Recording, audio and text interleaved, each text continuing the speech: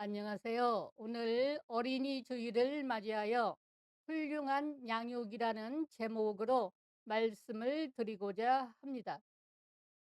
누가복음 2장 40절과 52절 말씀. 아기가 자라며 강하여지고 지혜가 충만하여 하나님의 은혜가 그 위에 있더라. 예수는 지혜와 키가 자라가며 하나님과 사람에게 더욱 사랑스러워 가시더라. 아멘. 어떤 사람이 그리스 유명한 교육가에게 아이를 데리고 찾아가서 물었습니다. 언제부터 교육할까요? 아이가 몇 살입니까? 2살입니다. 그러면 이 아이는 2년 늦었습니다. 이렇게 대답했다고 합니다. 자기 생각으로는 조기 교육을 시켜야겠다고 생각하며 갔는데 2년이나 늦었다는 말입니다. 그런데 성경을 보면 태어나기 전부터 준비되는 걸 봅니다. 누가복음 1장 15절. 세례 요한은 모태로부터 성령으로 충만했고 한나도 아이를 갖기 전부터 기도로 준비했더니 위대한 선지자를 낳았습니다. 이걸 태교라고 하는데 아이는 태중에 있을 때 어머니의 감정, 생각, 믿음, 음식, 체질까지도 영향을 주기 때문에 태교로 얻어진 것은 바꾸기가 힘듭니다. 우리는 본문에서 훌륭한 양육을 봅니다. 첫째, 예수님처럼 건강하게 양육하시기 바랍니다. 40절에 아기가 자라며 강하여지고 52절에는 키도 자랐다고 했습니다. 예수님께서 가난한 목수의 가정에서 태어나서 어떻게 건강하게 자라실 수 있었을까요? 아이를 양육하는 입장에서 본다면 이 배경 연구가 대단히 중요합니다. 감사한 것은 가난해도 아이는 건강할 수 있습니다. 당시 배경으로 보아 모유는 기본입니다. 초유 짜내지 마시고 다 먹이세요. 거기에 온갖 귀한 영양소가 다 들어 있습니다. 가난한 예수님, 그 형편에 특별한 영양식을 드셨다고 생각할 수 없습니다. 예수님은 당시 서민들이 그랬던 것처럼 평범한 이유식 기간을 마치고 어른이 먹는 음식을 먹으며 자라셨을 것입니다. 그것이 복입니다. 그러므로 하나님께서는 우리가 화려하게 먹지 못해도 일용한 양식 먹으며 보통으로만 산다면 건강하게 태어나서 건강하게 자라도록 다 장치해 주셨습니다. 화려하게 먹는다고 건강한 것 아닙니다. 통곡식 그대로 먹을수록 건강합니다. 아이들이 면역이 약하다고 하는데 잘못 길러서 그렇지 원래는 아이들이 면역력이 아주 강합니다. 구약에 난 지 8일 만에 할례를 베풀었는데 의학적으로 아이 때 상처가 잘 낫는 등 면역이 강하다고 합니다.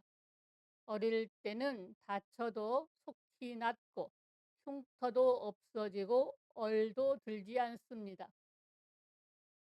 작물도 어릴 때는 생명력이 강하여 노균병, 피가루병, 탄저병 같은 온갖 병이 만연해도 어린 작물은 병들지 않습니다.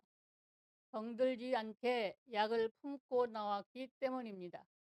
그런데 왜 아이들이 약해졌느냐? 음식이 잘못되어서입니다. 태중의 아이는 어머니의 양수와 같은 염도를 먹고 자랐습니다.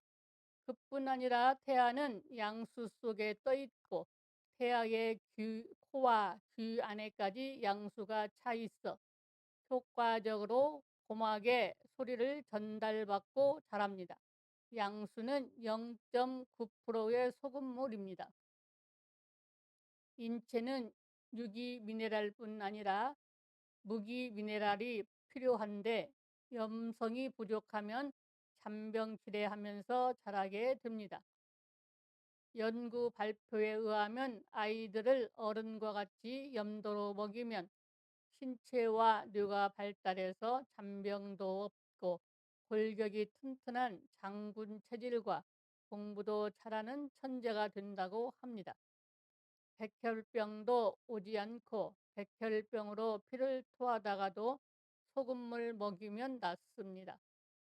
요즘 기형이거나 치명적인 병으로 중환자실에서 어린 생을 보내는 아이들 다 어른들 잘못입니다. 아이들은 하나님이 기르십니다. 예수님처럼 보통으로 자연으로 기르세요. 목수일을 돕는 예수님처럼 일도 시키면서 기르세요.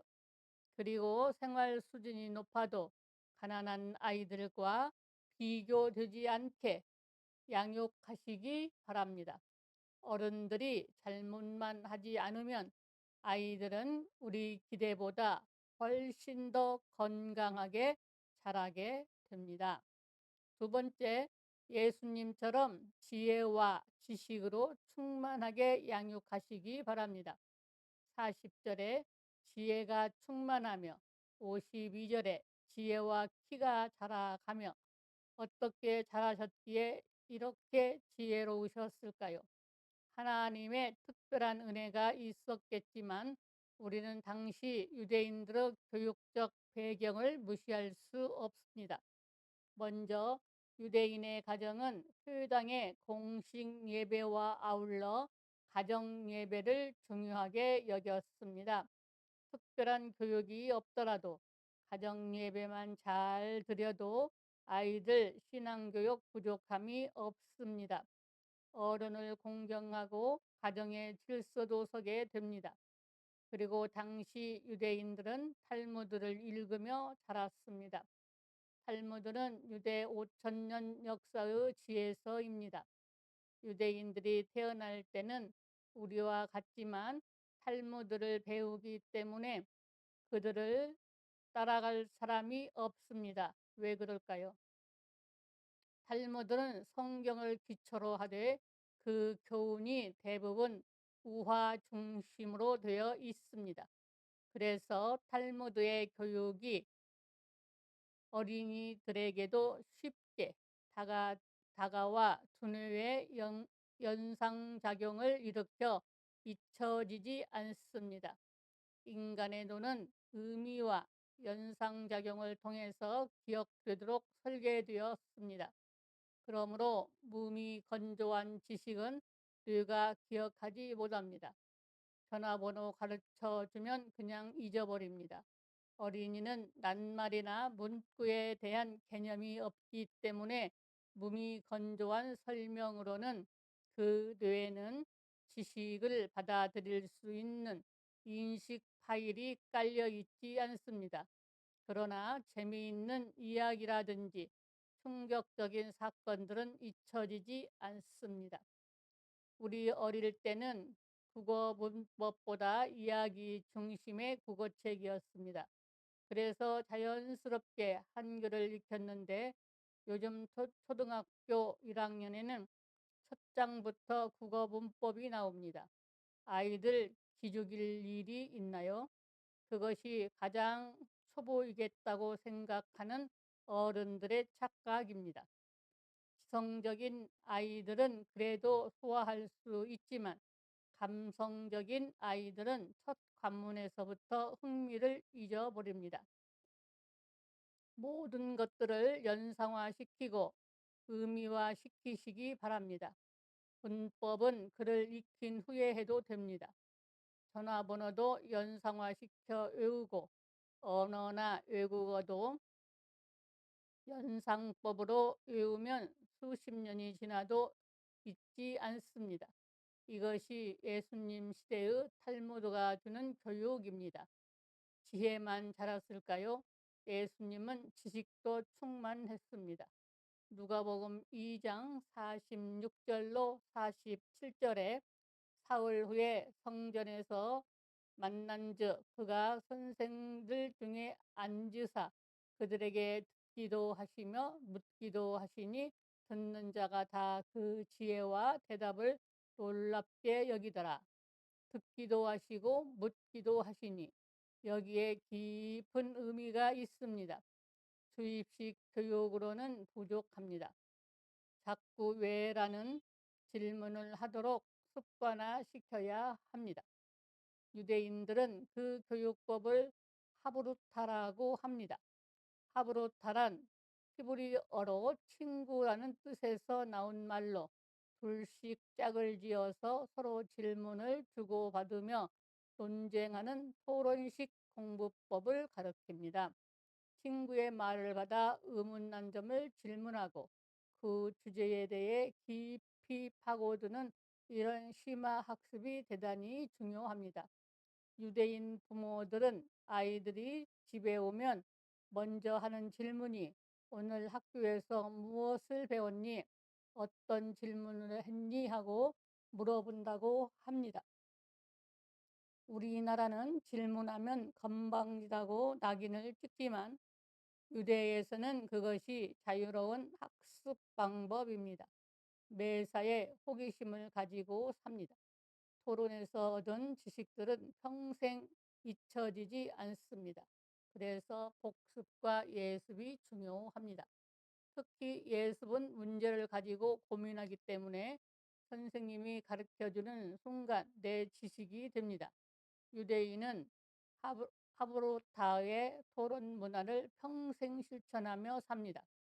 그래서 남다른 시각과 사고를 가진 자가 되어 세계에서 독특한 기질을 발휘해 사업을 하고 부를 쌓으며 살아가고 있습니다. 다 성경이 예언한 말씀입니다. 이사야 60장 5절에 그때에 내가 보고 기쁜 빛을 내며 내 마음이 놀라고 또 화창하리니 이는 바다의 부가 내게로 돌아오며 이방 나라의 재물이 내게로 옴이라. 아멘. 영적 이스라엘 여러분들도 이런 복을 받으시기 바랍니다. 신앙도 배우고 경제도 배우고 건강도 배우고 그것을 아이들에게도 가르치시기 바랍니다. 성경에 보면 하나님도 질문하셨습니다. 모세와 여호수아도 기드온도 다윗도 질문했습니다. 질문 잘하는 사람은 모두 위대한 인물이 되었습니다. 그래서 라이너 마리아 릴케는 질문의 삶을 살아라라고 하였습니다. 질문이 많아야 성숙해지고 머리도 좋아진다고 합니다. 자신의 뜻을 주장하려면 질문하면 됩니다. 남을 설득하고 싶어도 질문이 효과적입니다. 청중을 존중하고 싶어도 질문이 방법입니다. 질문할수록 그리고 좋은 질문일수록 더 위대한 결과를 만듭니다.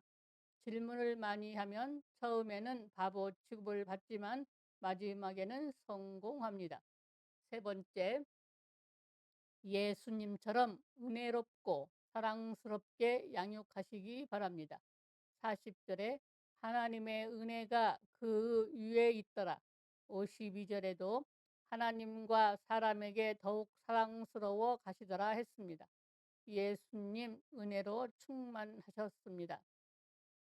요한복음 1장 14절에 말씀이 육신이 되어 우리 가운데 거하심에 우리가 그의 영광을 보니 아버지의 독생자의 영광이요 은혜와 진리가 충만하더라.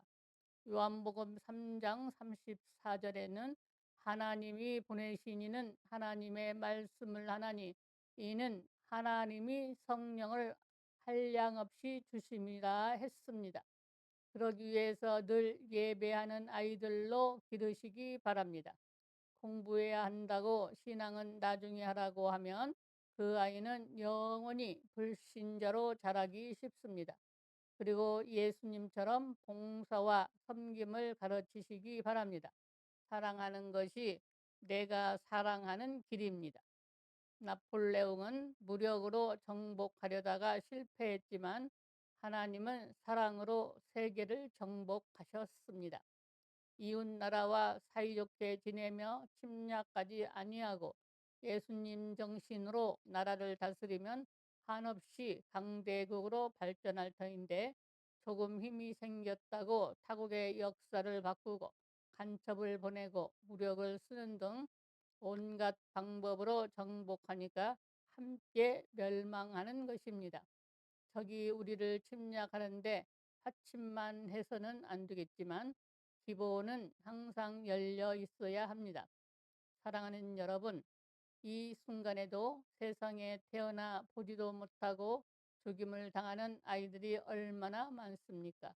우리 주님도 태어나서 헤롯에게 그럴 뻔했습니다. 그런 일이 없기를 바랍니다. 우리에게는 요셉과 마리아와 같은 사명이 있습니다. 아기 예수님께서 자라며 강하여지고 지혜가 충만하며 하나님의 은혜가 그 위에 있고 하나님과 사람에게 더욱 사랑스러워 가신 것처럼 이 땅의 어린이들을 그렇게 양육하십시다. 나아가 하나님 나라의 어린이들로 영육간에 더욱 장성하고 지혜롭게 은혜롭고 사랑스러운 하나님의 자녀들이 되시기 바랍니다. 우리 주 예수 그리스도의 이름으로 사랑하고 축복합니다. 하나님 아버지, 아버지의 말씀을 듣는 아버지의 자녀들에게 복의 복을 주실 줄 믿고 감사드립니다. 아멘.